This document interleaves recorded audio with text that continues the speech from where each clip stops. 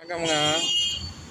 ஏங்க இந்த அப்பண்டிஸ் ஆப்ரேஷன்லாம் பண்ணுறாங்க இல்லைங்க, இந்த வயிற்று குடல் தனியாக இருக்குமா? அது வந்து அந்த காலத்தில் வந்து ஆதிகால மனிதர்கள் வந்து பச்சையாகவே சாப்பிட்ருக்காங்க. இந்த கீரை வகைகள் இதெல்லாம் சாப்பிட்ருக்காங்க. நம்ம இப்போ தான் அதெல்லாம் குறைஞ்சி போச்சுங்க, ஃபாஸ்ட்டு ஃபுட்டு காலமாகிடுச்சுங்க. அதனால நம்ம வந்து கீரை வகைகள் வந்து நம்ம ரெகுலராக சாப்பிடாட்டியும் வாரத்துக்கு 2 வாட்டி சாப்பிட்லாங்க, தப்பே இல்லைங்க. அது மட்டும் இல்லைங்க, அந்த மட்டனு சிக்கன்னா பிரியாணி நமக்கு எல்லாருக்கும் பிடிக்கும்.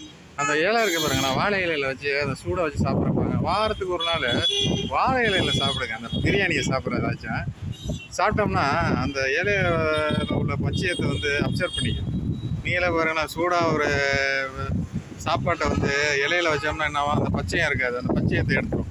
அந்த பச்சையம் தான் என்ன பண்ணணும், அந்த வாழ்வு வந்து செரிமானத்துக்கு பச்சையாக நம்ம சாப்பிட்ற செரிக்கிறது தான் அந்த வாழ்வோம். அதனால் இந்த மாதிரி ஒரு சின்ன ட்ரீட்மெண்ட்டு நம்ம வாரம் வாரம் பண்ணிக்கிட்டோம்னு வைங்களேன், வாழ்நாள் முழுவதும் அந்த வாழ்வை எடுக்க வேண்டியதில்லை, அந்த ஆப்ரேஷனே பண்ண வேண்டியதில்லை. சுற்றி இருக்கவனை கஷ்டப்பட்டு நம்மளும் கஷ்டப்பட்டு இந்த இதுக்கெல்லாம் வேலை இல்லைங்க. அதனால் நம்ம கையில் தான் இருக்குது எல்லாமே.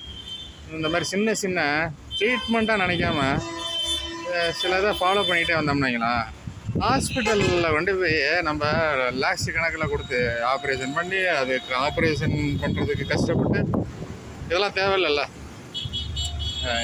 சரி, நன்றி. சில தகவல்கள்லாம் நான் அப்படி தான் சொல்லிக்கிட்டு இருப்பேங்க, ஆனால் மனசு கேட்க மாட்டேங்குதுங்க வேறு. சரி, நமக்கு தெரிகிறத ஒரு 4 பேர் தெரிஞ்சுக்கிட்டுமே அப்படிங்கிறது தான்.